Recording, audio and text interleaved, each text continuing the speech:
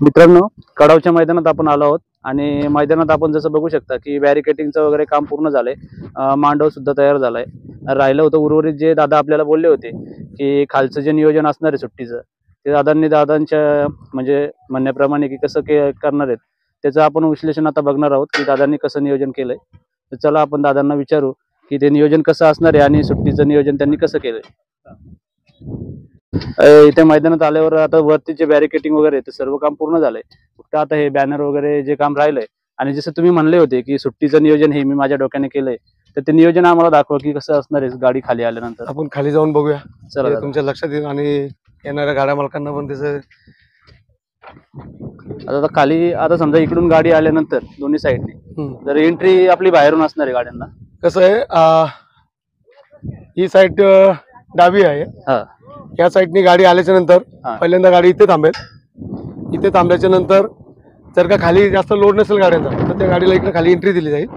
गाडी अशी ह्या इथून येईल. पलीकडनं पण एक जाली मारलेली, ही पण जाली मारलेली. दोन्ही जालीच्या बंद म्हणजे कंपनीच्या बंदाच गाडी येईल. गाडी इथं आल्याच्या नंतर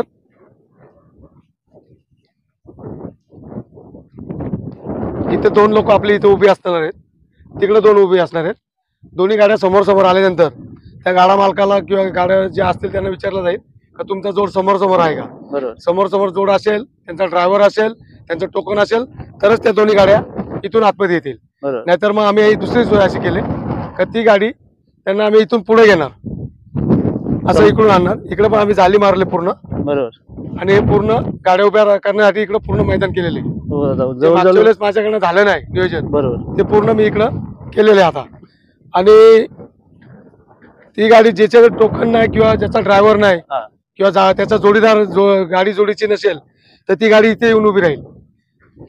म्हणजे त्या गाडीला अडथळा दुसऱ्या गाड्यांना ती गाडी काही संबंधच येणार नाही. ती गाडी इथे उभी राहील आणि याचा जोड आहे तो पण इकडेच येऊन उभा राहील समोर समोर. बरोबर. जेव्हा ते समोर समोर असेल, त्यांचा ड्रायव्हर असेल, तेव्हा या दुसऱ्या दरवाज्यातून ते आतमध्ये येतील. बरोबर. नाहीतर मग गाडी तशी आतमध्ये येणार नाही कुणाचीच. हे सर्व काय बाहेरच उभ्या राहतील. आणि इथं पण आम्ही असे सिस्टीम केले, समजा इथं 50-100 गाड्या उभ्या राहिल्या. बरोबर. आणि समोर एखाद्याचा जोड आहे आणि एखाद्याचा जोड तिकडे आतमध्ये आणलेला आहे, तर त्याच्यासाठी पण आम्ही पूर्ण रस्ते ठेवणार मध्ये. बरोबर. हा रस्ता पण खुल्ला ठेवणार जेणेकरून कुठलीही गाडी कुठे आम्हाला काढता नाही आली पाहिजे. बरोबर. म्हणजे पूर्ण ट्रॅक आखणार आहेत आम्ही इकडे. म्हणजे जर बघायला गेलो तर ट्रॅकची पण आखणी होणार आहे. आणि तसं बघायला गेलो तर आपल्याला दिसतं सुद्धा की प्रत्येक ठिकाणून एक आपल्याला एंट्री आहे. म्हणजे जसं बैलांना येण्यासाठी हा रोड आहे, हा इकडून रूट जर बघायला गेलो तर. आणि काही लोक काय करतात, समजा त्याला उजव्या हाताला गाडी हुसकाची आहे परंतु डाव्या हाताने बैल आणतो, मग ते बैल आम्ही इथून नाही काढणार बाहेर, ते असे काढणार. त्यासाठी पण रोड ठेवलेला आहे. हे मागचं जे नियोजन होतं ते मला करता नाही आलं, ते मी आता केलेलं आहे पूर्ण.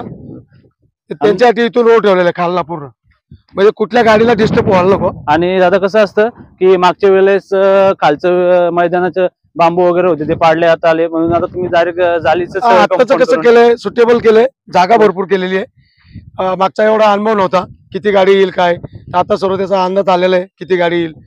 आणि किती आली तरी आता काय आपण कमी पडणार नाही खाली तरी. आणि जे बैल या पाठीतून त्या पाठीत न्यायचे असेल तर त्यांच्यासाठी हा रस्ता केलेला आहे. म्हणजे जे काही बैल डावी उजवीला पळतात पण डावीने रस्ता दाखवतात त्यांच्यासाठी आज खालना रस्ता बनवलेला आहे जेणेकरून आतमध्ये इकडे कोणाला डिस्टर्ब व्हायला नको. बरोबर आहे. आणि हे एक मैदान इकडे तयार केलेलं उजव्या पाठीवाल्यांना, किती गाडी आली तर ती उभी राहील. बरोबर आहे. असं हे इकडे पूर्ण केलेलं आम्ही. दादा कसं आहे की मैदान जर बघायला गेलो आपण तर आज महाराष्ट्रात कुठेही मैदानाचं आयोजन नाहीये. म्हणजे आपल्या मुंबईमध्ये जर आयोजन नाही, फक्त एक आपलं मैदान आहे आणि एक उंबरवडे म्हणून एक मैदान भरणार आहे. तर सर्वात जास्त प्रतिसाद जर बघायला गेलो तर आपल्याच मैदानाला असणार आहे, कारण मागच्या वेळेस बऱ्याचशा गाड्या बोलून सुद्धा परत गेल्या होत्या. कारण 12 वाजेपर्यंत 150+ गाड्या पळत, 200-250 गाड्यांची झाल्या होत्या आणि नोंदणी तर 400 गाड्यांची झाली होती. तर आता या मैदानात जेव्हा आता पुढचं मैदान आहे, प्रेक्षकांची सर्वांची आतुरता होती, गाडा मालकांची पण इच्छा होती की पुन्हा एकदा मैदान व्हावं आणि मैदान तुम्ही भरवलंय. आता कसं नियोजन असणार इतक्या गाड्यांचं? आता कसं आहे, मागच्या वेळेस ज्या पद्धतीने सकाळी लोकांनी येऊन प्रतिसाद दिला, परंतु दुपारच्या नंतर जेव्हा इथं प्रॉब्लेम झाला आणि एक गाडी 15 मिनिटांनी 10 मिनिटांनी धावायला लागली, त्यामुळे त्या गाड्या परत गेल्या. पण यावेळेस जर का मी परत आता सांगतो तुमच्या माध्यमातून का सकाळी लवकर यावं. मी यावेळी त्याच्यासाठी एक ती बाईक पण आहे, सकाळी लवकर आलं त्याच टायमाला जर का शर्ती चालू आल्या तर मला गॅरंटी किती गाड्या आल्या तरी त्या परत जाणार नाही आत्ताच्या नियोजनामुळे. आणि टाइम लागणार नाही. ज्या प्रेक्षकांच्या गाड्या राहिल्या होत्या जे सकाळी येणाऱ्या आणि त्यांच्यासाठी आता सुवर्ण संधी आहे की त्या गाडीचा, आणि ह्याच्यानंतर काय तुम्हाला त्या गाडीचं मैदान परत एकदा काय होणार नाही. आता मैदानाचे कारण दिवस जवळ आलेले आहेत, 15-20 दिवसाच्या नंतर आता पूर्ण बिनजोडचा आपला खेळच थोडा कमी होणार कारण पावसाची दिवस जवळ आले. त्यामुळे सर्व गाडा मालकांनी यावं आणि आपले जे काही बक्षीस उर्वरित राहिलेली आहेत त्या बक्षिसांचा आनंद घ्यावा आणि ते जिंकून जावे.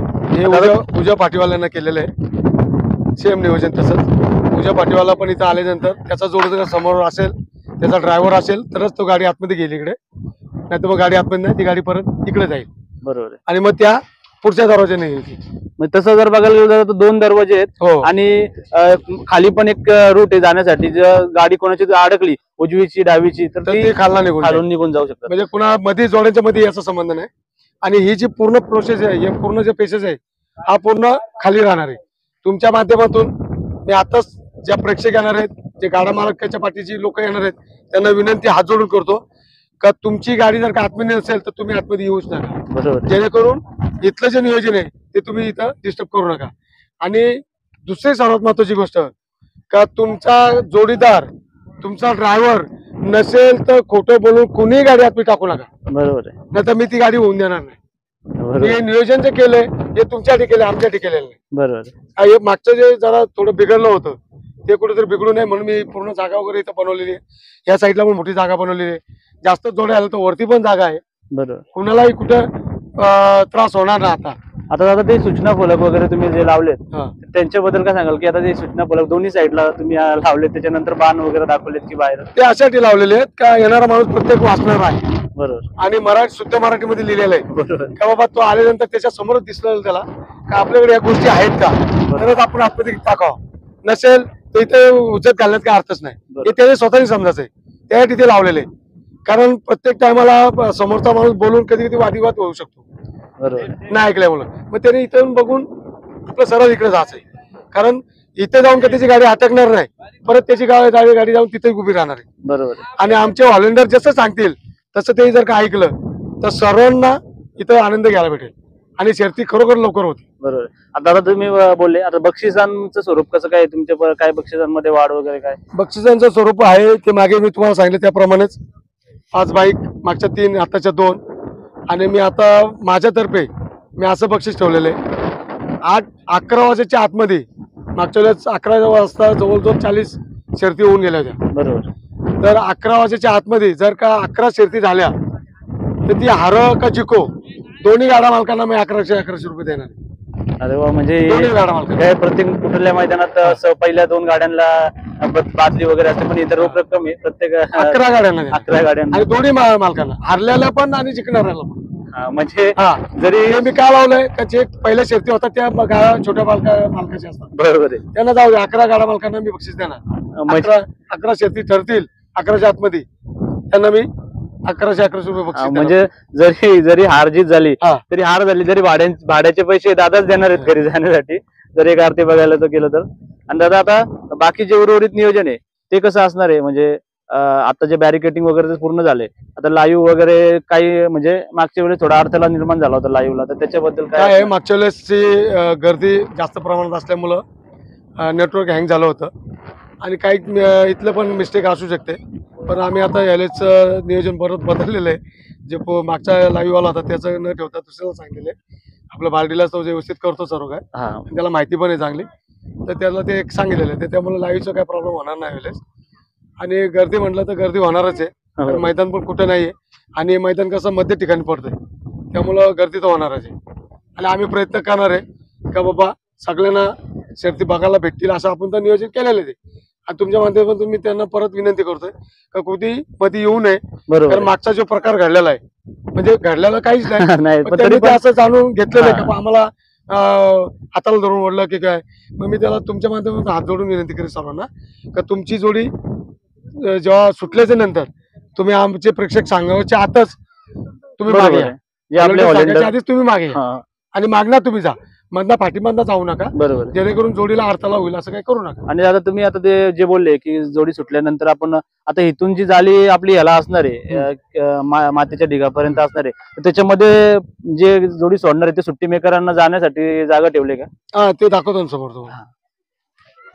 ती इथून मारली जाईल अशी. हा. इथे इथे एक 6 फुटाचा गेट ठेवला जाईल. हा. जे लोक सुट्टी झाल्यानंतर रिव्हर्सला परत मागे जातील तिथून, बरोबर. त्या इथून हे असे येतील ट्रॅक मधून, इथून असे जातील. आणि काय दुसरं त्या पाठीतून ते 6 फूट ठेवलेले तिथे 8 फूट बरोबर. ते तिथून जातील. म्हणजे जे सुट्टी मेकर आहेत त्यांच्यासाठी पण गेट ठेवलाय फक्त आपण. विनंती एवढीच का गाडा मालकांनी चुकी करू नये, इथून टाकण्याचा प्रयत्न करू नये. बरोबर. आम्ही ते आता सहन करणारच नाही. मातीवरनं रिसेलच्या पण मालकांनी कुणी गाडी टाकू नये बरोबर. ही विनंती करतोय तुमच्या माध्यमातून.